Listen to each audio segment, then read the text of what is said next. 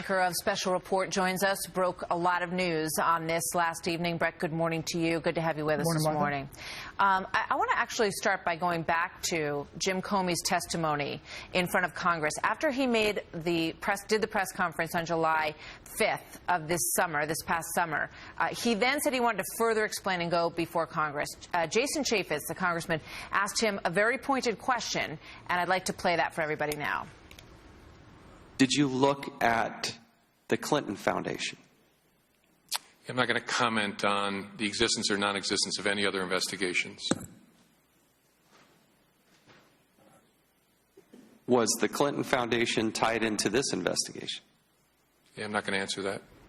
We all remember that moment, Brett, and now we know that that investigation was very much underway.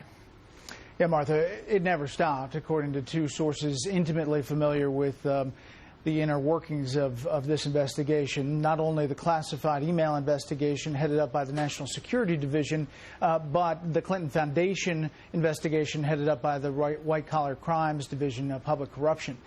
A couple of things. One is there is an internal battle inside, not only between the FBI and the DOJ over this investigation, but even inside the FBI. It was detailed in a Wall Street Journal piece today. We can confirm a lot of that. But I will tell you that for inside the investigation itself, there is a high confidence that they have a lot of evidence. The evidence continues, according to our sources, to come in every day, not just by WikiLeaks, but also by the other avenues that they are doing, multiple interviews several times, and also these new emails, Martha. You have the Anthony Weiner computer, and then we've confirmed, and Catherine Herridge has another source on this, that the Cheryl Mills and Heather Samuelson computers that were part of an immunity deal that originally were thought to have been destroyed by the FBI as part of that deal were never destroyed, and that they are now at the Washington field office of the FBI. So they have a lot of avenues to look for different elements of evidence. Okay.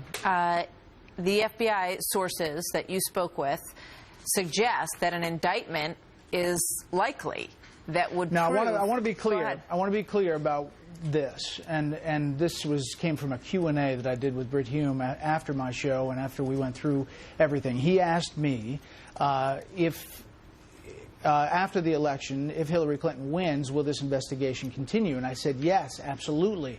I pressed these sources again and again, what would happen? I got to the end of that and said, you know, they have a lot of evidence that would likely lead to an indictment. But that's inartfully answered. That's not the process. That's not how you do it. You have to have a prosecutor. If they don't move forward with a prosecutor with the DOJ, there would be, I'm told, a very public call for an independent prosecutor to move forward. There is confidence in the evidence, but for me to phrase it like I did, of course that got picked up everywhere, but the process is different than that. Gotcha. In terms of Anthony Weiner's laptop, the revelation there, because the pushback from the Clinton campaign has been, you know, oh, these are probably things that everybody already saw anyway, that they're just duplicates. What did you find out about that?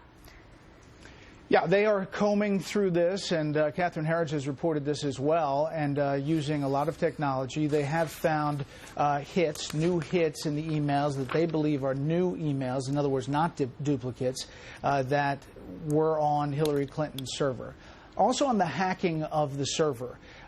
That is interesting because there is a high confidence that foreign intelligence agencies, several of them, up to 5 actually, have managed to hack into that private server. That is not a new feeling inside the FBI or in the intelligence community, actually. If you go back to July, there was a big New York Times piece about the experts believe it was hacked. Comey said at the time that it was possible that foreign actors got into the computer, hostile actors.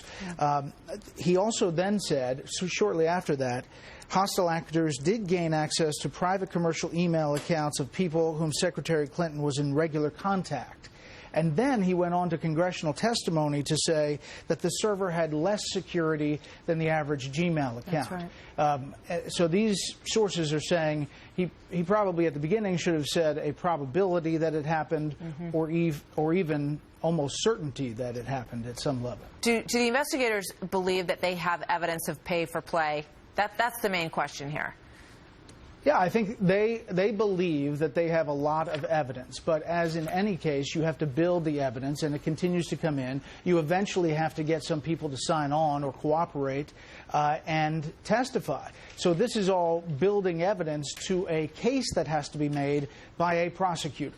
And that's why the jumping to likely indictment. They are going to continue to push for an indictment, and that's what I should have said. But there is a confidence of the evidence that's coming in on this case.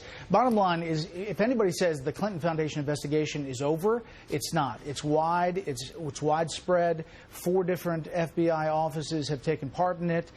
It is aggressively being pursued. There is a battle, however, inside the FBI and between the FBI and the DOJ. What a story. Brett, thank you very much.